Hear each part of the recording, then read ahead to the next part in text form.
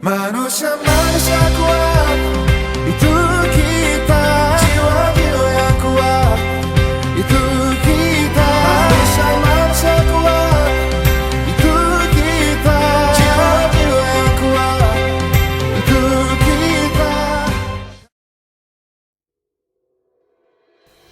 Pria tegas, pekerja keras, dan memiliki disiplin tinggi ini yakni Syafril Nursal. Lahir di Tanah Kerinci tepatnya 3 Oktober 1962 dan menjalankan sekolahnya di kota Jambi. Mengikuti kedua orang tua membuat wawasan Syafril kecil luas. Berlatar belakang orang tua seorang pendidik, Syafril dididik menjadi pria yang mengerti artinya kerja keras. Hanya diperbolehkan menonton jam 9 malam ketika waktu belajar telah usai dan mendapatkan uang saku lebih ketika hari Minggu merupakan bonus Syafril ketika menjalankan apa yang orang tuanya inginkan. Dengan semangat dan tekad yang kuat setelah lulus dari bangku SMA, Syafril langsung menjalani tes Akpol dan lulus pada tahun 1986. Kecemerlangan dan juga ketekunan membawa ia menjadi salah satu prajurit yang memiliki segudang prestasi sampai dengan ia menjadi bagian dalam penumpasan teroris di Poso. Dengan segudang pengalaman, Syafril menjabat sebagai Kapolda Sulawesi Selatan yang memiliki pangkat Irjen Pol, merupakan kebanggaan bagi masyarakat Jambi. Bangga melihat putra asli Jambi bisa menjadi orang yang besar dan terpandang. Berkat semangat dan juga dukungan dari keluarga termasuk istri dan ketiga anaknya yang selalu mendampingi di setiap tugasnya.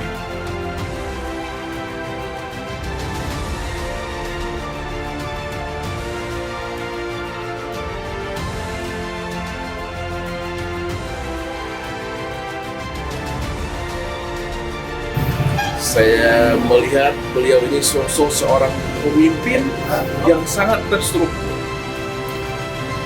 terstruktur di dalam memimpin sebuah organisasi.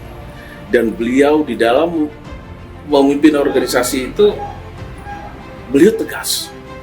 Beliau orangnya tegas, jelas, dan hasilnya harus terukur. Jadi beliau selalu mengatakan ke saya, ketika membuat program, bukan hanya program yang sekarang saja, tapi dilihat ke atas, seberapa banyak turunannya itu bisa bermanfaat semuanya, saling berkaitan. Jangan asal membuat program kerja saja, tapi banyak program-program kerja yang lain yang harus dijabarkan dulu menjadi sebuah grand strategy dalam sebuah organisasi yang saya pimpin. Saya akan berdiskusi dengan semua elemen-elemen yang ada dalam organisasi tersebut sampai saatnya nanti saya mengambil keputusan. Dan tugas saya adalah sebagai seorang pemimpin memastikan apa yang sudah kita rencanakan itu berjalan seperti yang kita hendaki. Kalau saya sebagai keponakan, Om Syafril itu orang yang melayani, terus baik, sering memberi nasihat buat kami semuanya, keponakan-keponakannya. Banyak sih, terutama tuh kayak jangan boros-boros gitu, terus buat belajar terus, tegas. Om itu orangnya tegas, tapi dibalik inti itu orangnya tuh kayaknya humoris, sering bercanda sama semuanya gitu. Bagi saya sosok Pak Syafril Nursal ini sebagai sosok seorang ayah, sosok seorang pemimpin, dan juga beliau sosok yang sangat inspiratif buat saya, baik dari segi pola pikir beliau, kinerja beliau, cara beliau menghadapi masalah, cara beliau menghadapi problema itu sangat inspiratif sekali buat saya. Sosok yang tegas, jadi beliau itu sosok yang sangat kita kagumi karena ketegasan. Tegas dalam arti kata beliau sangat disiplin. Kalaupun beliau marah itu, marahnya beliau itu merupakan sebuah ilmu bagi kami bahwa oh kami ini salah, bukan hanya serta-merta beliau menyalahkan saja, beliau hanya marah saja itu tidak. Tapi di balik marah beliau itu ada makna yang harus bisa kita ambil. selalu yang beliau tanamkan pada kami itu adalah keadilan. Dalam hal kita berbisnis, dalam hal kita berkeluarga, itu semuanya intinya adalah keadilan dan kasih sayang terutama.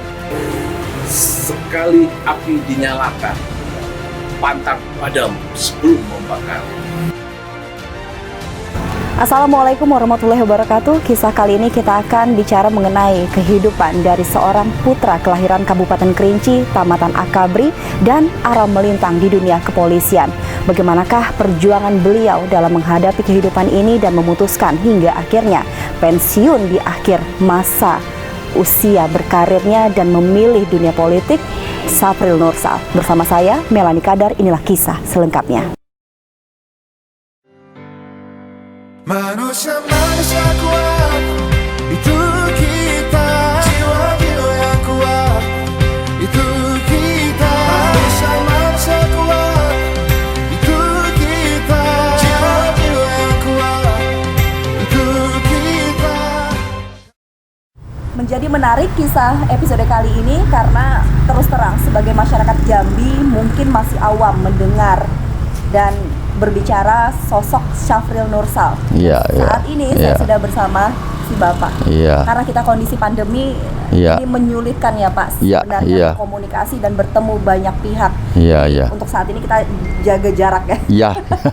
Oke, supaya tetap terpelihara. Syafril Nursal, pria kelahiran Kerinci pada tahun 1962. Kita melihat backgroundnya adalah terakhir kali mungkin menginjakan kaki di bumi Sepucuk Jambi 9 Lurah ini ketika SMA. SMA 1 terakhir Pak ya, SMA 1 pada Jambi. Kita ingin tahu deh sebenarnya di Kerinci Bapak di mananya domisilinya dan ngapain aja kesehariannya. Terus ya kasih contekan lah kepada masyarakat sebenarnya Syafril Nursal itu bukan dari keluarga yang seperti yang orang bayangkan. Jenderal yang saat ini bisa dilihat keberhasilannya tapi jauh daripada itu.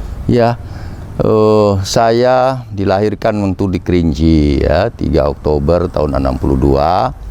Nah, orang Kerinci itu mengenali daerah saya itu namanya itu sebuah desa kecil, Koto Keras namanya. Koto Keras.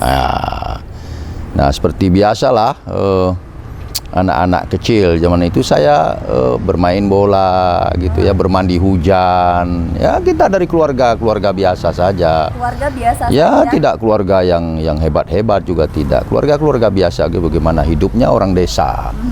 Nah, kemudian saya bersekolah SD-nya itu di Kerinci ya. Nah, kemudian setelah selesai SD itu baru saya pindah ke Jambi mengikuti orang tua karena orang tua pindah ke Jambi. Nah, setelah sampai di Jambi saya sekolah di itu pertama di SMP Negeri 1 Jambi. SMP 1. Iya, SMP Negeri 1 Jambi. Kemudian pada tahun itu ada sekolah cabang itu di Telanai-Pura. Sekolah cabang. Jadi gini ceritanya. Dulu ada sekolah, sekarang itu SMP 7. SMP. Jadi dulu SMP 7 itu semula itu adalah cabang dari SMP 1. Berarti namanya sama-sama SMP 1. Iya, cabangnya. Jadi orang-orang atau anak-anak yang tinggalnya di Telanai-Pura itu dulu dipindahkan ke situ. Oh, karena domisili Bapak? Saya domisilinya di Telanai-Pura, saya pindah ke sana. Kemudian SMP 7 itu dia berubah menjadi SMP 7. Oh, berarti pas di situ jadi siswa di situ sudah berubah jadi SMP 7. Setelah naik kelas begitu. Jadi yang pindah ke sana itu ada 2 angkatan. Saya angkatan keduanya. Angkatan tahun 79. Jadi keluaran pertamanya itu tahun 78. Nah, jadi saya arti kelas 1. Ada yang kelas 2 waktu itu dipindahkan. Nah, itulah sejarahnya. Nah, setelah tamat dari SMP 7 is the best. Is the best. Nah, lucu ya, sebenarnya unik masuknya SMP 1. Ya, keluarnya SMP 7. Saya memberi namanya itu Spenju is the best. Spenju is the best. Ya, tetapi juga sampai sekarang saya juga dengan teman-teman saya di SMP 1 juga terus. Jadi saya beruntung. Saya lulus atau keluar dari 2 sekolah yang hebat ini. SMP 1, SMP 7. Favorit. Kemudian saya melanjutkan ke SMA 1. SMA 1. Di SMA 1 ya. Berarti pilihannya masih di Jambi lah ya? Masih di Jambi. Kalau boleh tahu background orang tua apa Pak? Orang tua saya itu seorang pendidik ya, pegawai juga. Mulanya beliau jadi guru, tapi kemudian menjadi pegawai negeri di dulu namanya Depdikbud. Nah, jadi memang seorang pendidik. Jadi sejak kecil itu saya sudah terdidik sama ayah saya itu. Jadi Ayah saya itu orang yang disiplin. Dulu saya masih ingat ayah saya itu tidak boleh keluar dari kamar sebelum jam 9. Tidak boleh keluar kamar Sebelum jam 9 malam. Jadi saya harus belajar. Saya baru boleh keluar itu mendengar itu TV warta berita. Itu saya ingat betul itu. Jadi saya nggak berani keluar itu. Pasti ayah saya berada di luar itu nonton sama ibu saya belajar di kamar. Nah, nanti kalau sudah jam 9 baru saya boleh keluar. Beliau terus mengetuk pintu. Keluar kamu nonton berita biar pintar. Itu ayah saya tuh. Jadi dari kecil udah dicekokin dengan harus nonton berita. Ya, dari kecil itu wajib belajar dan nonton berita. Dan hebatnya ayah saya itu kalau hari Sabtu Minggu saya dikasih duit. Disuruh nonton. Dikasih duit? Suruh nonton, ya. Nonton di mana? Nonton film. Nonton di bioskop. Jadi beliau tahu karena saya tadi disuruh belajar. Itulah kompensasinya buat saya. Jadi ketika hari Sabtu Minggu saya boleh nonton, dikasih uang buat beli tiket bioskop. Ketika bersekolah di tingkat lebih atas lagi SMA 1, apakah itu sudah menjadi tolak ukur tolak panggung untuk bisa masuk ke dunia akabri, ke kepolisian? Sudah nggak sih Pak? Sudah berpikir tidak untuk menjadi anggota? Dulu begini, terinspirasi dulu ada senior yang sudah lebih dulu ya masuk akabri itu. Sekarang beliau itu pangkatnya mayor jenderal, letnan jenderal. Beliau itu dulu kan datang ke sekolah terus memberikan ceramah di sekolah.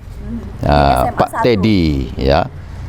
Di SMA 1 memberikan ceramah gitu kan.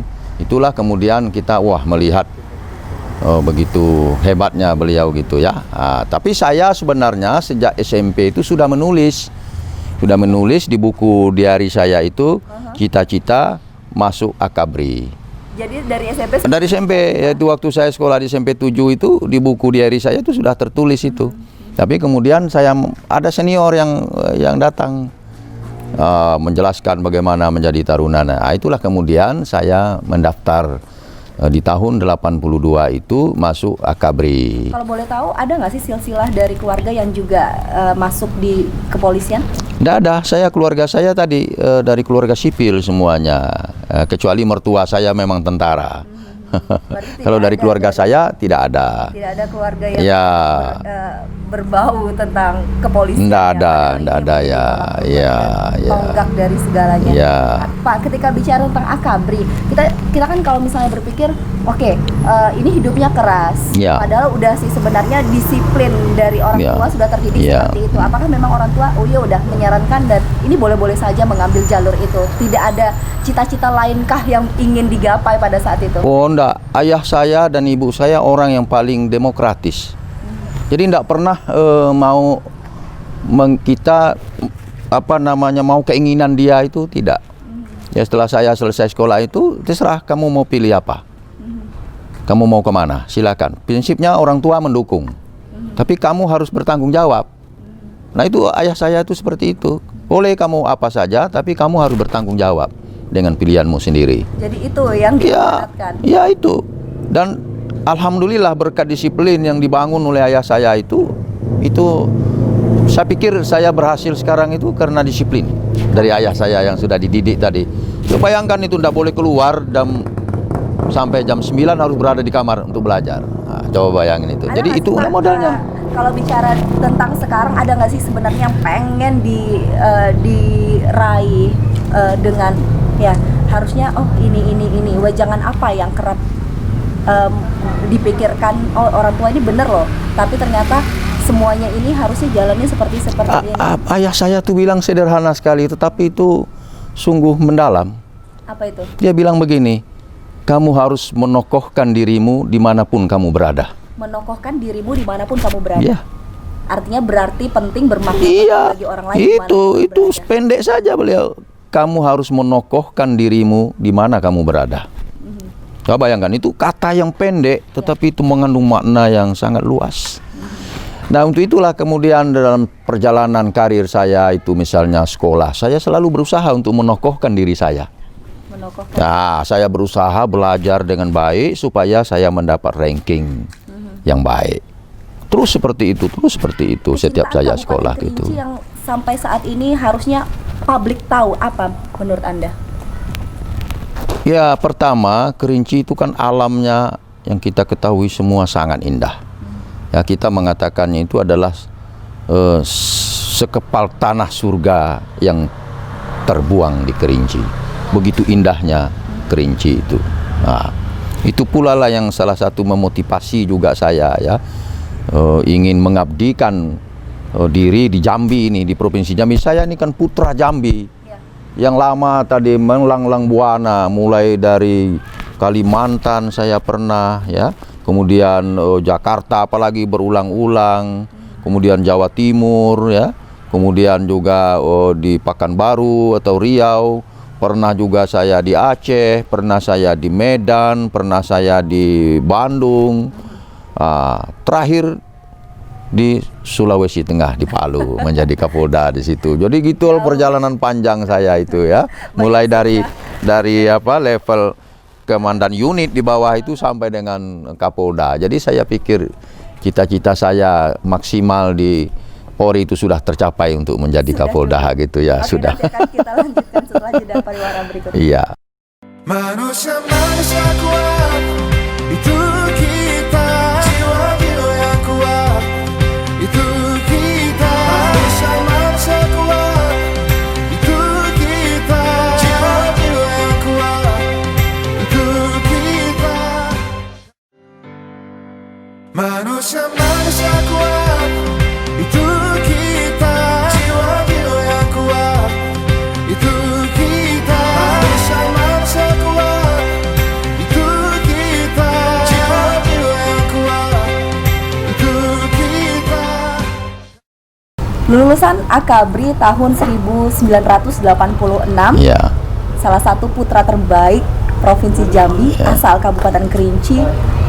Mendengar nama Syafril Nursal, sebenarnya kita melihat, oh, ini salah satu sosok yang tangguh untuk Jambi yang bisa menjadi salah satu generasi berikutnya yang mencontoh ini. Karena seorang bapak adalah mencontoh juga, seniornya juga sukses. Kita ingin tahu sepak terjang di dunia kepolisian bapak. Tadi udah dijelaskan, oh, saya sudah kesini. Kita juga sudah ulas, sudah baca hal tersebut. Ingin tahu bagaimana 4 tahun menyelesaikan Akabri itu tidak mudah, Pak. Iya. Suka dukanya seperti apa? Iya, saya lulus itu kan di tahun masuk Akabri itu tahun 82, ya.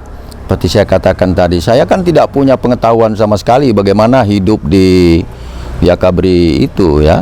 Yang tingkat disiplinnya itu tinggi sekali. Tidak ada yang tidak teratur di situ, semua teratur. Ya, sampai menaruh sepatu pun teratur. Tidak ada yang tidak teratur. Baju pun itu harus disusun dengan ukuran yang sama, yang rapi. 25 cm ya 25 cm semuanya. Itu semua hidup yang teratur. Bangun pagi harus tepat waktu. Ya, karena jadwalnya itu sudah teratur. Jadi itu saya sekali lagi mengatakan itu disiplin yang luar biasa. Itulah jangan pertama masuk Akabri. Iya, pertama kaget sih gitu, kok lain sekali gitu loh, tidak terduga kita hidup di sana seperti itu kan. Semua harus tertib, semua makan juga harus tertib gitu kan, pegang sendoknya, berdiri makannya begini, waktu makannya juga diatur. Wah, luar biasa. Pakaian juga begitu, harus rapi semuanya, harus terikat. Terkenang nggak sih Pak sampai sekarang di waktu pendidikan Anda? Ya, sangat terkenang banyak itu, terutama ya antara hubungan senior dengan junior itu luar biasa. Ya, luar biasanya bahwa di sisi lain kita takut sama senior, tetapi di sisi lain lagi senior itu sangat melindungi kita, yang membina kita, melindungi kita, ya, menjaga kita dengan baik. Misalnya contoh, Kita jam belajar itu kalau di Akabri itu dari habis makan malam jam 7 sampai jam 9 itu adalah jam wajib belajar. Kita nggak boleh kemana-mana. Nah, itu senior kita nanti datang ke kamar kita melihat kita belajar apa tidak. Nah, nanti kalau misalnya kita dapat ngantuk saja, nanti kita dihukum sama senior. Saya itu berapa kali, karena saya dulu pelari. Dulu namanya kalau di Akabri itu tim CC, tim cross country. Jadi kerja saya itu lari, jadi agak capek. Ya, kadang belajar jam wajib belajar antara jam 7 sampai jam 9 itu agak ngantuk saya itu kan. Itu nanti saya kalau ketangkap sama senior dibawa ke kamar mandi belakang, suruh masuk ke kamar mandi sana, berendam di kamar mandi itu sampai nunggu nanti apel malam. Bayangin gitu loh. Berapa jam itu? Ya, nanti apel malam kalau ketangkapnya jam 7, ya berarti sampai jam 9 malam harus berendam di situ, baru keluar nanti setelah trompet apel malam berbunyi. Ya, begitu. Jadi itu kenangan-kenangan, tapi itulah yang melatih kita itu untuk disiplin gitu loh. Luar biasa. Berdasarkan catatan, nggak selesai aja di Akabri, tapi pada tahun 1997 Anda juga melakukan pendidikan di S1 Hukum Universitas Pancasila Jakarta, dan 2002 di Pasca Sarjana Hukum Universitas Bayangkara Surabaya. Sebenarnya apa sih yang pengen dipublikasikan kepada masyarakat? Penting loh pendidikan. Iya, belajar itu sangat penting. Ya, karena kita harus memiliki referensi yang banyak. Apalagi seperti saya itu sebagai seorang perwira Polri harus memiliki referensi yang banyak. Karena dengan begitulah kita dapat memimpin itu dengan baik, dengan bijaksana, dengan wisdom. Karena kita punya referensi-referensi yang cukup. Makanya saya melanjutkan sekolah saya itu S1, S2. Bahkan dulu saya juga sudah S3, cuman sayang waktu itu tidak bisa selesai karena pindah lagi, jadi nggak bisa kuliah. Jadi saya merasa bahwa pendidikan itu memang hal yang sangat penting itu, ya, karena untuk memperkaya anunya kita itu. Berapa kali pindah tempat sih Pak selama menjabat? Waduh, barangkali bisa kita hitung. Pertama saya lulus Akabri dulu di Kalimantan Barat. Habis itu saya sekolah PT IKA terus berdinas di Jakarta. Dari Jakarta terus pindah ke Jawa Timur. Jawa Timur itu mulai dari Surabayanya, pernah jadi Kapolres di Lumajang, Kapolres saya di Jember. Dari Jember saya menyeberang lagi ke Pekanbaru. Menjadi Direktur Serse Narkoba di Pekanbaru, menjadi Kapoltabes di Pekanbaru. Kemudian balik lagi ke Jakarta, menjadi Kakorsis di Sespima Polri. Kemudian saya sekolah lagi, Sespimti. Nah, setelah selesai sekolah, saya masuk lagi Mabes Polri, menjadi Wadir Tipikor di Barreskrim Polri. Setelah itu, saya menjadi inspektur di Aceh. Kemudian menjadi inspektur lagi di Medan. Dari Medan, saya masuk lagi ke Lembang, menjadi Widya Iswara di sana. Dari situ, saya kemudian balik lagi ke Mabes Polri, menjadi Kepala Biro Reformasi Birokrasi Polri. Ya, dari situ lagi terus saya menjadi Kasespima. Jadi ke pendidikan, itu menjadi dosen di situ, menjadi kepala sekolah. Dari situ baru kemudian menjadi Kapolda di Sulawesi Tengah. Untuk bekerja balik lagi ke Jambi untuk bisa mengabdikan diri di tanah kelahiran. Iya. Selama mengabdi. Iya, keinginan sebenarnya ada, tetapi saya ini orang yang tidak terbiasa meminta-minta itu dengan jabatan itu loh. Saya hanya bekerja dengan apa yang saya lakukan gitu dengan baik. Tidak itu aja. Saya tidak meminta-minta. Iya, pingin sekali dapat di Jambi, tapi saya tidak meminta untuk itu. Saya tahu bahwa pimpinan Polri itu tentu sangat paham di mana menempatkan orang itu. Itu saya sangat mengerti. Banyak penempatan posisi jabatan yang paling terkenang ada. Saya pikir di semua tempat itu membawa kenangan bagi saya semua ya. Karena daerah itu mempunyai budaya sendiri-sendiri. Jadi seperti di Kalimantan itu saya senang berada di sana. Prinsip saya itu di mana saya berada, saya harus bersama-sama dengan masyarakat di situ. Jadi saya menikmati dimanapun saya dinas itu. Pernah senang saja saya pernah gitu loh. ditempatkan dalam operasi penting, bisa diceritain? Oh, terakhir itu saya Kapolda Sulteng. Seperti kita ketahui semua itu di sana itu ada namanya Poso.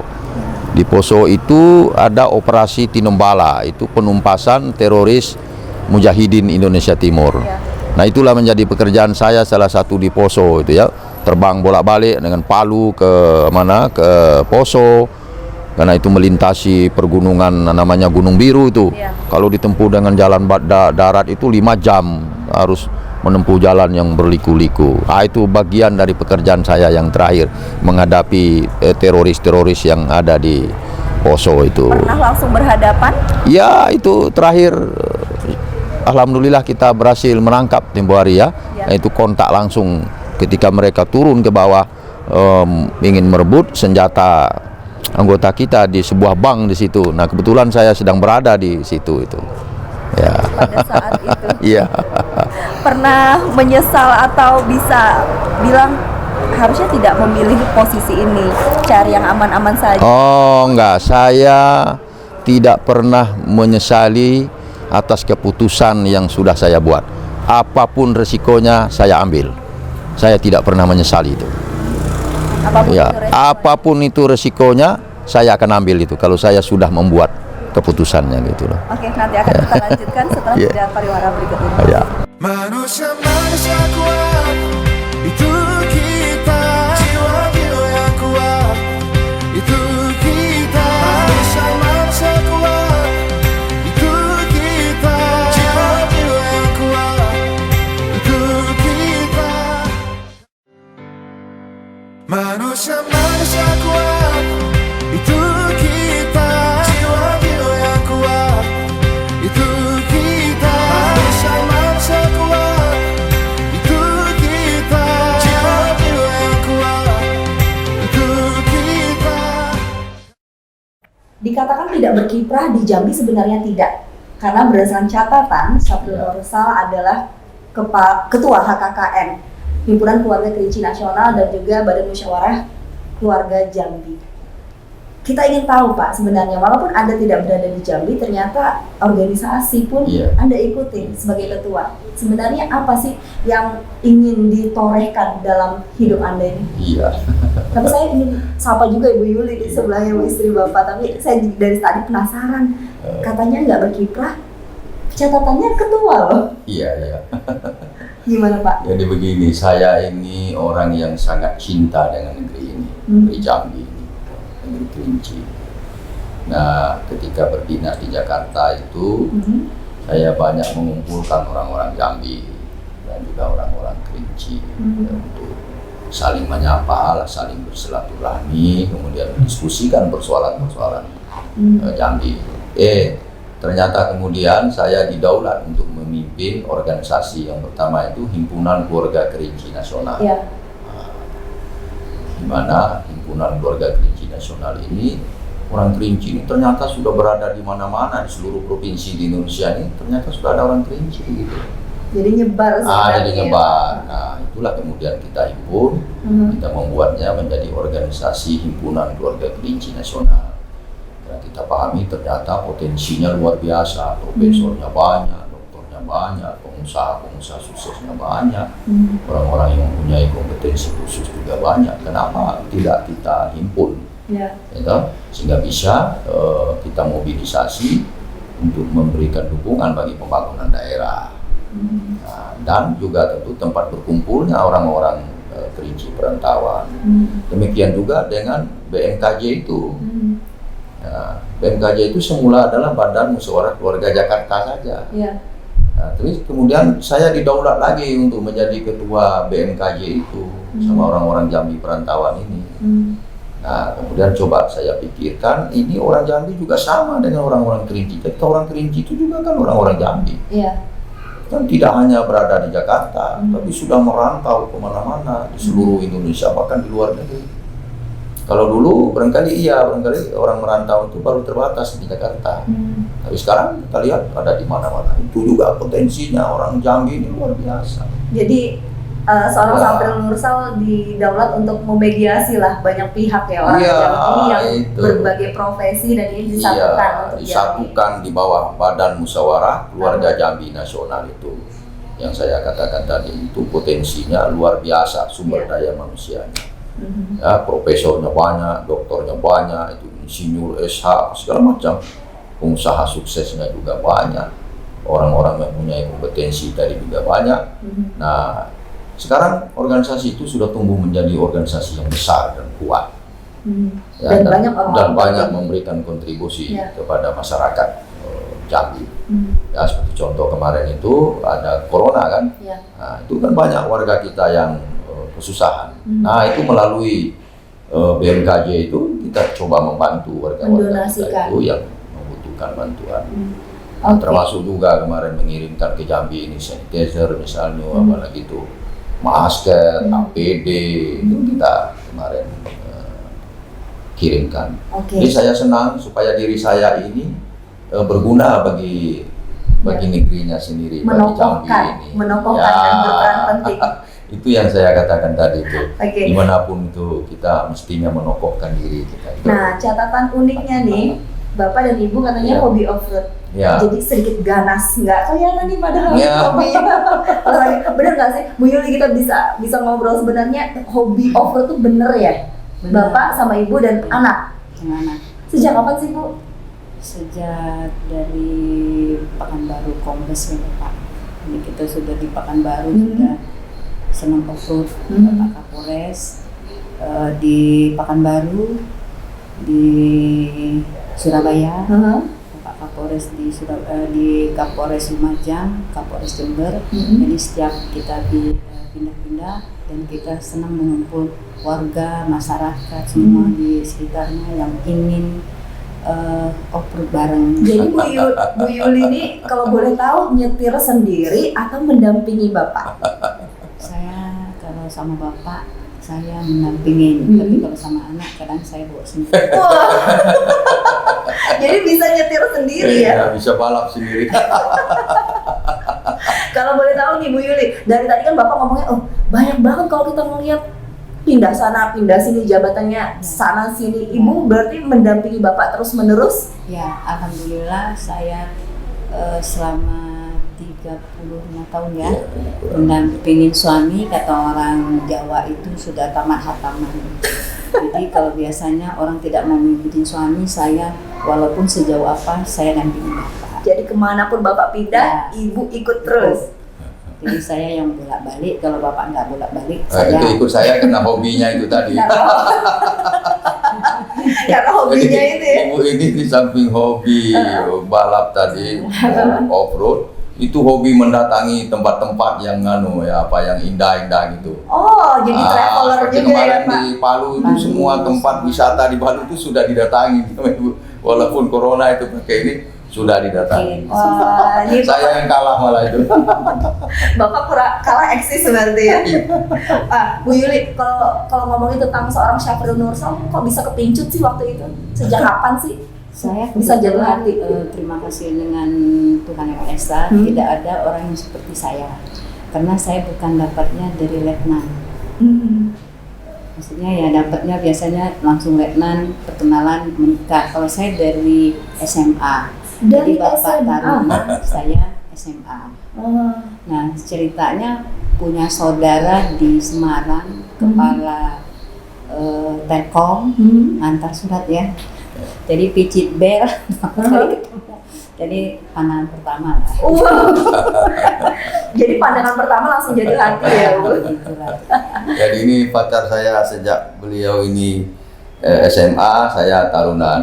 Berarti nggak pernah ganti-ganti Nggak ya Pak? pernah itu. Buat Jadi saya setia orang ya. yang setia dan ini istri setia. Jadi Kemanapun susah senang kita berdua. kalau boleh Kita tahu, lewati. Bu Yuli, dan tadi kan Bapak udah ngomong banyak suka duka kalau misalnya selama menempuh pendidikan dan juga berprofesi sebagai anggota polisi. Kalau dari sisi seorang istri polisi, apa sih Bu suka dukanya? Suka duka istri polisi banyak. Yang penting kita harus tabah. Harus tabah. Waktu kita sekolah suka dukanya ya kita diplet, bagaimana diplet ya kita rasakan. Jadi rasa. Ya. Yang paling terkenang apa sih Bu mendampingi Bapak yang paling di masa Bapak sulit? Sulit waktu kita baru menikah, kita punya lahan sedikit pohon jeruk di Kalimantan Barat. Jadi kalau sudah dinas, kita pergi ke kebun naik motor berdua sambil ngeliatin karyawan metik jeruk. Nah, jadi punya kesenangan tersendiri. Kesenangannya di situ ya. Jadi ternyata seorang Irjen Pol punya kebun jeruk naik motor gitu ya. Cerita waktu baru Letnan 2. Waktu masih susah ya Bu. Masih susah, saya baru merit, jadi saya juga kaget kan, biasanya tinggalnya di Jambi nggak ada air, nggak ada sungai di pinggir rumah. Kok bunyi kodok ya sih bener Bapak. Nanti besok kamu lihat ya bagus indah gimana kan. Pas saya lihat rumah dinas, kok ini air sungai.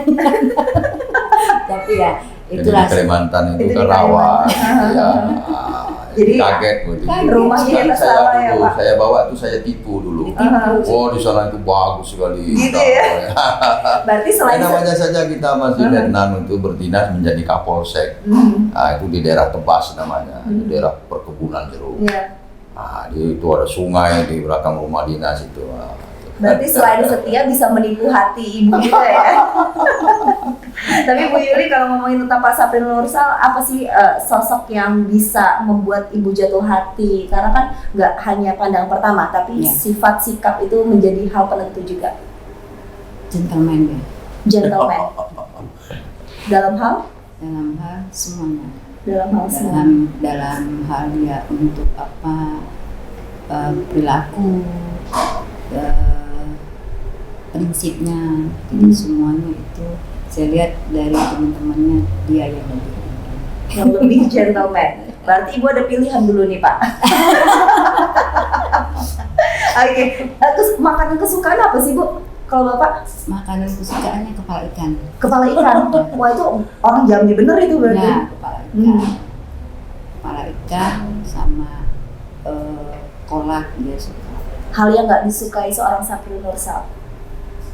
Tidak ada, yang penting saya ada di rumah sewaktu dia pulang, itu selain itu dia happy.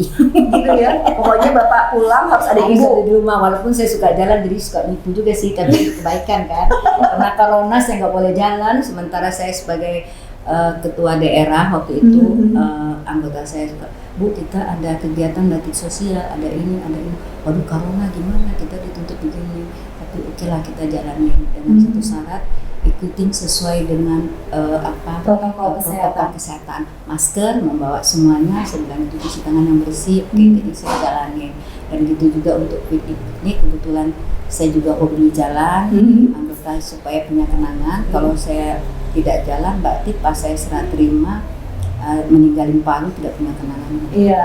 Jadi harus ada perjalanan, di situ ada cerita. Pokoknya di mana dinas tuh ada tempat wisata pasti didatangin satu-satu.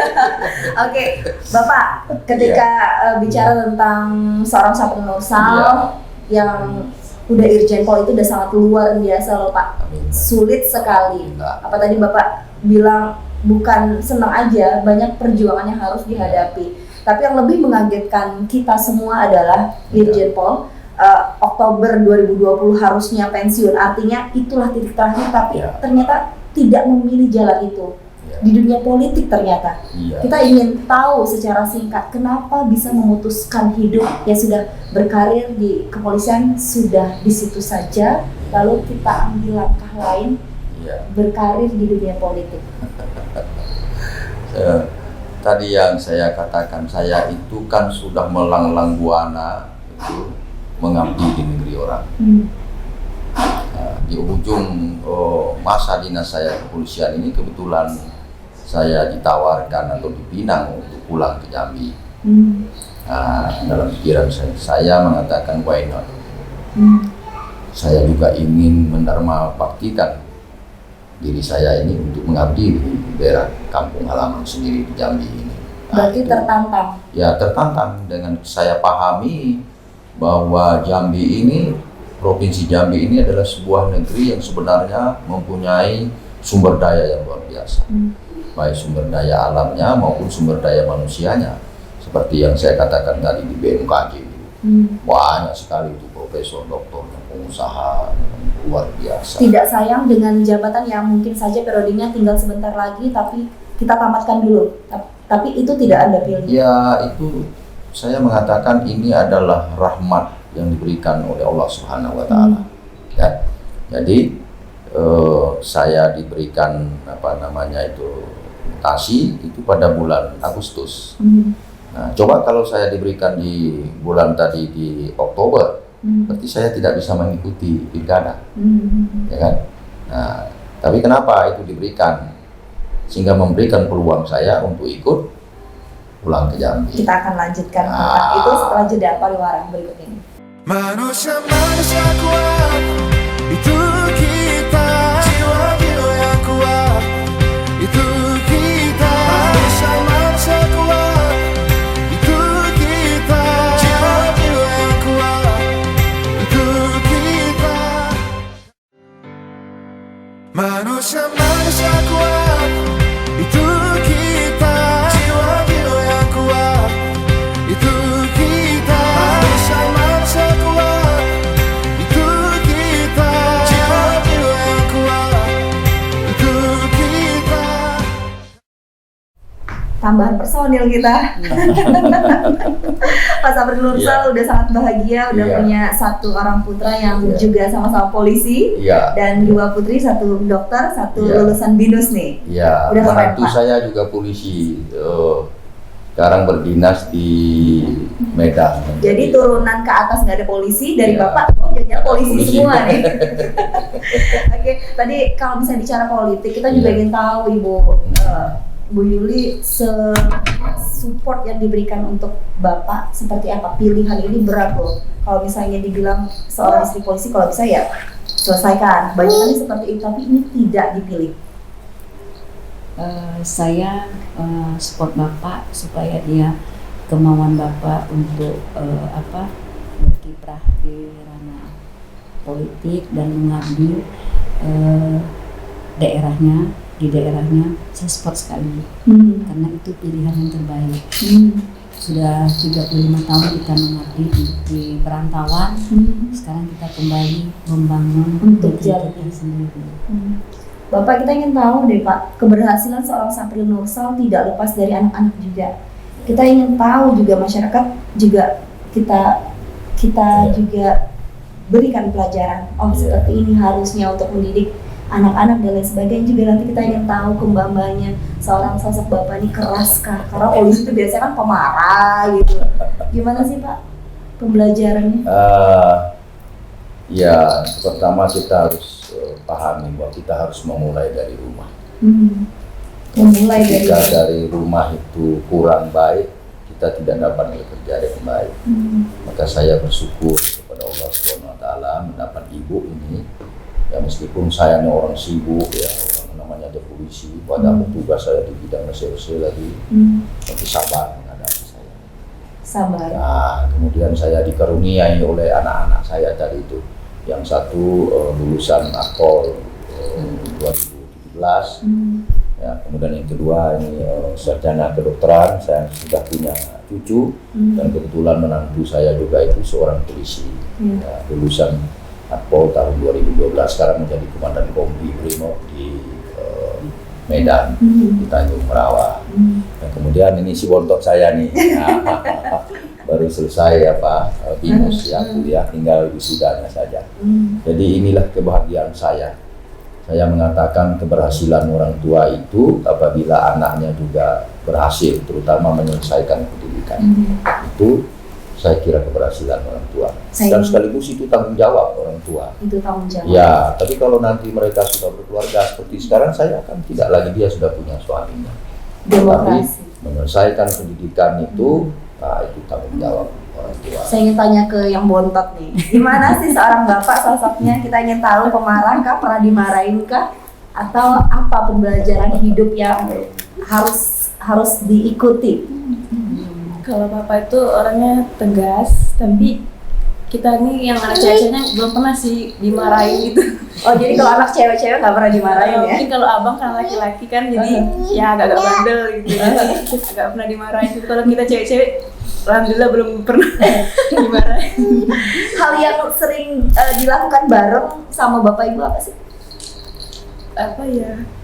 Ngapain? Biasanya kalau ngabisin waktu, karena kan bapak kan sibuk, tentu hal bersama keluarga tuh waktunya kan dikit. Apa quality Misalnya time? makan malam itu kita harus kumpul bareng-bareng semua gitu. Oh jadi kalau makan malam harus rame-rame gitu ya? Karena kan waktunya paling kita kalau sama keluarga bareng ya udah pas makan malam sama-sama gitu. Oke, kalau yang Bu Dokter nih, gimana sih penilaian yang bisa, ini belum ada kita kong kali kong kan Pak? Ya. Ya, jadinya gimana sih yang bisa disampaikan kepada publik, oh seorang Syafril Nursal, seorang bapak ini orangnya seperti ini loh. Kalau papa itu orangnya menurut saya itu tegas, tegas dan harus disiplin. Kalau menurut saya, apapun yang kita lakukan itu harus sesuai tepat waktu. Selalu sampaikan ke papa, apa yang kita kerjakan itu harus selesai tepat dengan waktunya, nggak boleh menunda-nunda. Papa tipe orang yang apa yang kita punya kerjaan gitu harus langsung diselesaikan hari, misalnya di perintah hari ini harus selesai hari ini gitu, tidak boleh untuk menunda-nunda. Jadi disiplin banget ya dari kecilnya ini memang. Ketika Bapak memilih pensiun dini dari anggota polisian dan masuk ke ranah politik, gimana sih perasaannya? Perasaannya senang banget karena saya pun lahir di Jambi, nggak pernah pulang ke Jambi, ikut papa merantau terus. Jadi kalau papa terpilih di sini mungkin saya bisa mengenal Jambi lebih jauh. Wah, jadi di kecintaan Jambinya kangennya luar biasa ya keluarga ini. Kadang kayak saya itu suka ditanya orang lahir di mana, di Jambi. Tapi kalau ditanya orang Jambi sini kurang tahu gitu, karena nggak pernah tinggal di Jambi. Dari kecil mengikuti papa merantau. Saat kuliah lah saya baru mulai lepas dari papa, mulai hidup mandiri. Apalagi menikah udah mulai ikut suami ke Medan. Gitu. Oke, kalau si Bontot gimana sih? Papa pengen si Bapak ingin bertarung nih di dunia politik, beda dengan kepolisian yang sudah ada protapnya Pak ya. Oh ini jadinya ini. Kalau ini kan berbeda. Ya sama, seneng juga. Seneng. Jadi bisa main lagi ke Jambi. Kayaknya pada cinta banget nih Pak. Bapak kelamaan sih kayaknya nggak balik lagi ke Jambi. Orang ini kan saya bawa terus. Mana saya pindah ini kan saya geret terus tuh, saya tenteng terus. Jadi mereka ini sebenarnya punya pengalaman komparasi yang banyak juga di daerah. Mungkin pernah 35 tahun, bayangkan itu ya, saya tidak pernah tinggal di Jambi. Itulah yang membuat mereka itu sayangnya orang Jambi tapi kok nggak tahu Jambi gitu. Hei, ini cucunya satu-satunya masih ya. Bapak sering ngapain aja sih sama ibu bareng cucu dan anak kesehariannya ketika Bapak memang memutuskan untuk pensiun dini ya Pak? Ngapain aja sih Pak sama cucu? Ya itu saya kalau sudah ada cucu saya itu pikiran saya tuh mau pulang cepat-cepat aja mau lihat cucu saya. Mau ngeliat cucu ya? Satu hari itu barangkali ada 10 kali saya telepon video call sama cucu saya ini. Saya ini keras ya keras, tapi saya sangat sayang dengan keluarga saya itu. Karena saya berpikir itu tujuan akhir saya, keluarga saya itu. Oke, Pak, dunia politik kan beda nih dengan polisian yang arah melintangnya nggak bisa kita ukur. Oh, habis ini itu bahkan bisa loncat-loncat. Sudah siap nggak sih Pak untuk menikmati dunia itu sendiri? Iya, harus siap. Harus siap. Karena itu saya katakan tadi sebuah pilihan yang saya buat. Ketika pilihan itu sudah saya buat, saya akan ambil semua risikonya, apapun itu risikonya. Jadi itu sebuah keputusan. Itu sebuah keputusan yang diambil dan itu harus segera dilakukan perjuangan. Iya, saya harus mengikuti.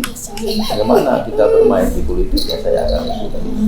Oke, ketika seorang Syafril Nursal orang Jambi tapi lama tidak ke Jambi, tidak berkiprah di Jambi, ini menjadi hal sulit ketika harus bisa menyosialisasikan kepada masyarakat kembali. Hal apa sebenarnya yang ingin disampaikan kepada masyarakat? Saya seperti ini dan akan begini loh. Ya, saya katakan tadi kehadiran saya di sini sebenarnya bukan untuk personal saya. Saya ingin mengabdikan diri ini untuk masyarakat Jambi. Karena saya merasa berhutang dengan masyarakat Jambi ini. Saya kan sekolahnya di sini, SMP-nya di sini, SMA-nya di sini, kemudian masuk tadi Akabri ya, kemudian sudah Malang Buana, itu kan kena negeri Jambi ini. Nah, jadi saya merasa saya berhutang budi nih. Kok saya berdinas di tempat orang lain, berusaha untuk berbuat baik, melakukan yang terbaik di negeri orang. Kenapa tidak di negeri saya sendiri saya juga melakukan itu? Makanya saya tidak membuat pertimbangan ini menjadi wagub atau menjadi gubernur, tidak terlalu penting buat saya. Tetapi yang penting bagi saya itu bagaimana saya bisa mengabdikan diri bersama-sama masyarakat di Jambi ini. Itu sebetulnya orang kan bingung juga, heran kok seorang inspektur jenderal polisi mantan Kapolda mau jadi wagub. Nah, itu banyak orang yang bertanya. Saya itu pikiran saya tidak terlalu penting saya menjadi wagub atau menjadi gubernur itu. Tapi itu adalah jalan saya untuk mengabdi di negeri saya sendiri. Saya sangat cinta dengan negeri kita yang di Jambi. Ibu Yuli, harapannya untuk seorang Safril Nursal, pecinta golf, olahraganya, Irjen Pol tidak mudah diraih, untuk bisa mengabdi untuk Jambi, harapannya untuk Bapak bisa terus-menerus bekerja keras untuk itu semua, apa Ibu? Saya hanya bisa sebagai istri mendoakan untuk yang terbaik dan untuk kedepannya supaya dipimpin dengan Bapak bisa harus ada perubahan. Ya, kalau untuk si Bontot, anak kesayangan, harapannya untuk Bapak apa sih? Ya, sama sih, sama kakak saya. Ya mudah-mudahan Papa pas nanti udah terpilih bisa membangun Jambi lebih baik lagi. Untuk lebih baik lagi. Ya, untuk lebih baik lagi. Ada yang ingin disampaikan Pak terakhir kali Pak? Ya, saya memohon izin dan memohon doa restu dan mohon dukungan kepada seluruh masyarakat Provinsi Jambi, kiranya dapat memberikan dukungan untuk saya dapat mengabdi di negeri kita ini, untuk bersama-sama dengan stakeholder lainnya, dengan masyarakat tentunya membangun Provinsi Jambi.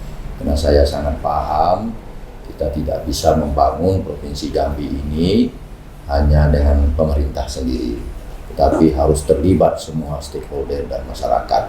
Itulah saya kira hal yang dapat mendorong pembangunan Jambi ini bisa lebih cepat, lebih berhasil ya.